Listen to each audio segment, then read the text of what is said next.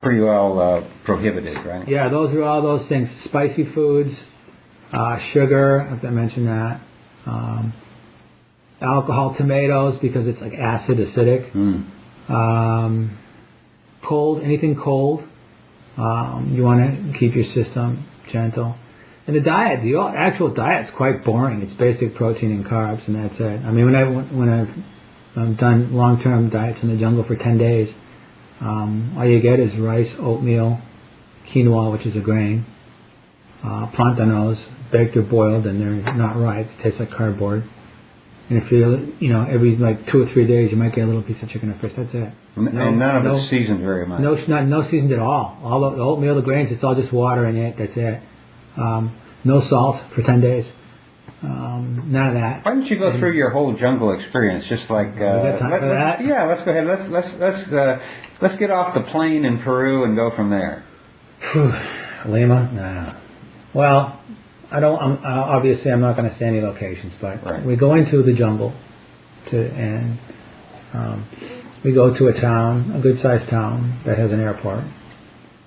And then from there, we go 2 hours down these potholy, muddy roads, dirt roads, which they're freeways just about there in the jungle, to a village. And then from that village, we take canoes 2 hours upriver to a really beautiful spot in the Amazon. And so everybody has their own maloka, which is where you live. It's a hut. And you're by yourself, but the next closest person's maybe 50 yards. And if you do it right, you don't see anybody around you at all, which is what I always do. I always get out on the very edge. I had reserved the last one. There's nothing. Jungle on the other side. There's you in the jungle. Me in the jungle. On the edge. Don't really like it. So you spend 10 days, and you're on this very restricted diet, which I just basically said what it was. And you do ayahuasca every other night as a group. And then How big is your group usually? Typically, well, they vary in size, but let's say average. The best size is about 14 to 15. Okay. That's the best, but there have been bigger ones. And then you work with another plant, healer plant. So you do work on the off days? Every day you'll drink generally a pitcher of a tea made from this one plant. And then you do ayahuasca. So each plant has a different interaction with the ayahuasca. Works on you in all kind of different ways. Physiologically, in your psyche, and your dreams. I mean, all these different... And how is that other plant determined that you're going to work with? The shamans just they check you out and kind of doing sort of an intuitive guess. There's a lot of plants still used for people the first time. Typically people will get that one. And then the more experienced you get and the more you do, the more different plants you go through. And then as you go along, the plants are harder to do. The last couple I did were particularly difficult, although many of them were difficult in their own way. But the things I experienced and learned of myself and were just quite incredible. The plants just take you to places during the day. You're essentially a solitary experience. Well, this is the thing. You're by yourself, except meeting processions every other night. They bring you your food. And you don't have any routines, and so you're up all night, you're sleeping half the day, and you're right there on the river, so you can dunk yourself in the river. No soap, shampoo, deodorants, bug repellent, no scents or odors, toothpaste, or anything at all. And you take a plant bath every day of a special plant. And then you eat this diet, and often sometimes, in ayahuasca sessions, you got it coming out both ends. But you have really powerful... So over time, as you stay on the diet, physically you get weaker. But the boundaries between your conscious and your subconscious really start to blur. And you have really amazing experiences. You have like telepathic experiences. And one of the things that drew me to it years ago when I first read about it was when it was first discovered by, I think it was Richard Spruce in 1865, something like that. Don't quote me on that because it's probably not accurate, but anyway. They named it telepathy. And that's something I wanted to explore. among other things. So, now this last time, didn't you, what your alternative plant was also ayahuasca, right? Yeah. So what was that like? well, that was intense. I did 5 sessions, and then, I would do ayahuasca in the session at night, and then they would come to me the next morning by myself, and I would do a dose during the day by myself alone. And then ayahuasca the next night, ayahuasca the next day, ayahuasca next night. So it was 8 days of one big long ayahuasca journey. And it was one of the hardest things I ever did. And I'm in a continual process of assimilation. So that really brought me deep into some things and showed me some things that I hadn't seen before. And I came out of it with a whole new perspective, and I think I've been shifted up a gear. Now, don't they do an initiation, or I shouldn't use that word, but the ayahuasqueros who are born into the tradition, don't they do like a month-long? Yeah, there's all kinds of different ones. There's ones that'll do a month straight ayahuasca every day. Some of them just do it every day, I think. But doing it every day can mean lots of things. I mean, I did some work with somebody a while back, and for a while we would take like a teaspoon before bed and see what happened with dreaming. Things like that, which have come from different traditions. It wasn't just it was this what they do. So it's used in a lot of different ways in that respect. But it really, God, you want to talk about getting beat down. I can imagine. I can only imagine. But I also had some really incredible, sublime experiences. And so on that level, I did the work and paid the dues and got the reward. But it was not. It was an ordeal. Ordeal's a good word. It was an ordeal for sure. And then, when I came back, it really took me a long time to get sort of readjusted. Get all the pieces back together? Yeah, but I do have to say that it's always for the better in the end, not when you suffer. Well, on the occasions where I've done back-to-back sessions, I've never done more than 2 days back-to-back, but I've been so surprised each time to see how different an ayahuasca session can be so close together. I know that when they're months apart they're different, but just back-to-back sessions I've found were like night and day apart sometimes. One of the things I've liked about it is that it's totally unpredictable. I mean, I've had nights where I took big doses and didn't hardly get anywhere. And then I've had nights where I took a really small dose and just got launched out of the friggin' universe, you know what I mean? I know exactly what you mean.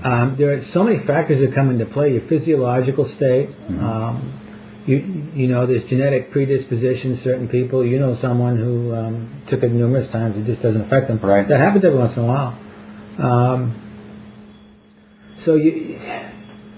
There's just a lot of things. I mean, have you had a recent trauma in your life? Have you been doing,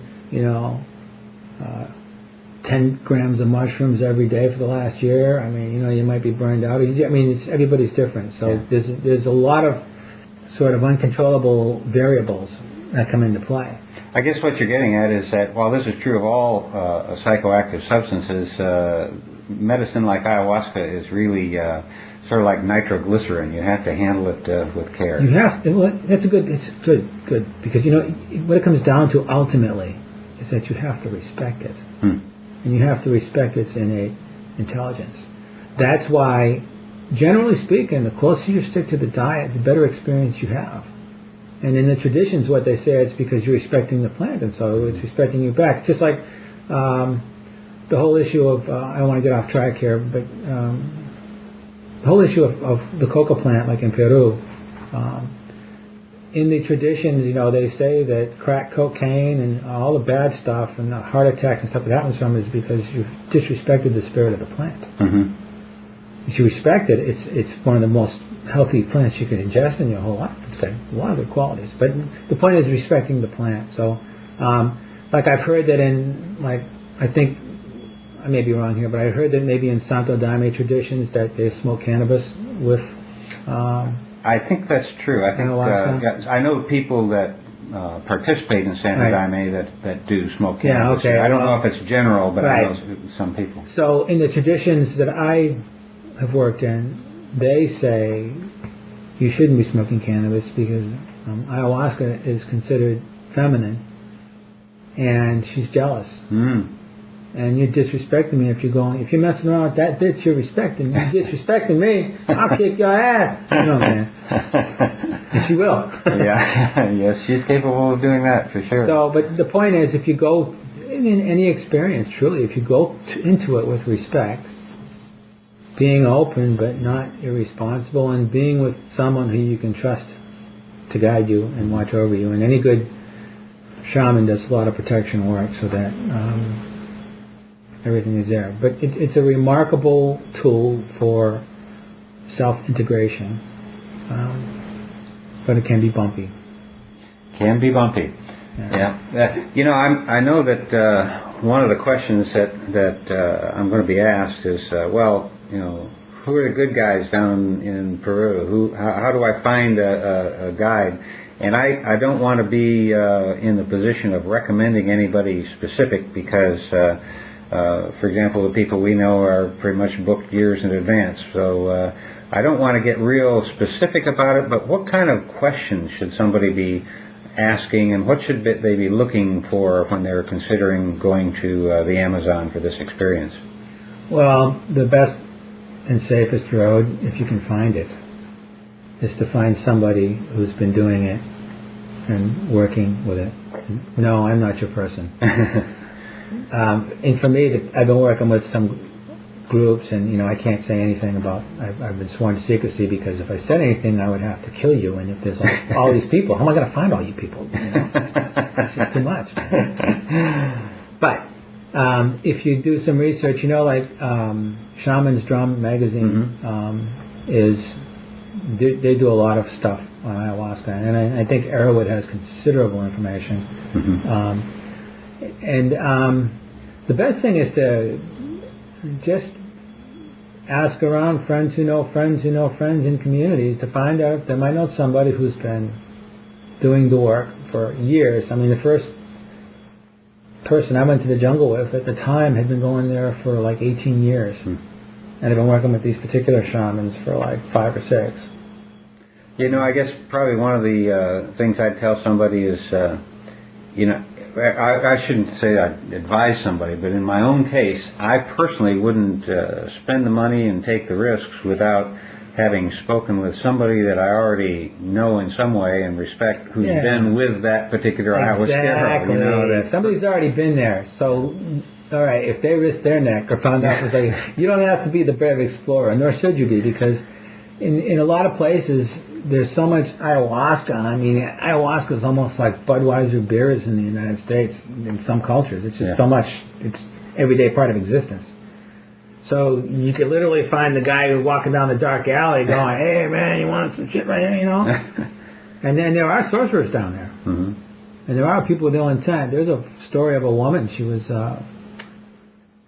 caught up with these dark sorcerers, and this beautiful woman, and she thought she had found her jungle guru and gave herself into her hands, and she was basically like a slave, running around the jungle with any clothes on.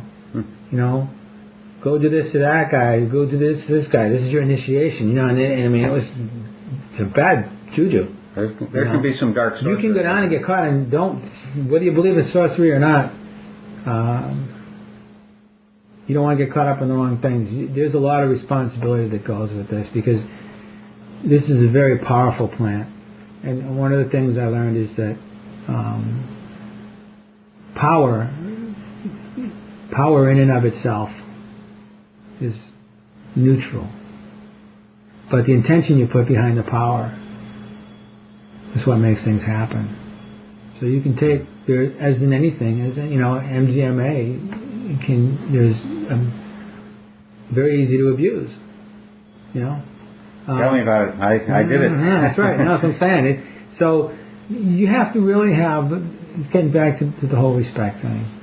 And you have to use common sense, because if you get caught up in something like that, I'm sorry, and I don't mean to sound mean, but you're not. I'm not going to say any locations, but Right. we go into the jungle, and we go to a town, a good-sized town that has an airport, and then from there we go 2 hours down these potholy, muddy roads, dirt roads, which are they're freeways just about there in the jungle, to a village.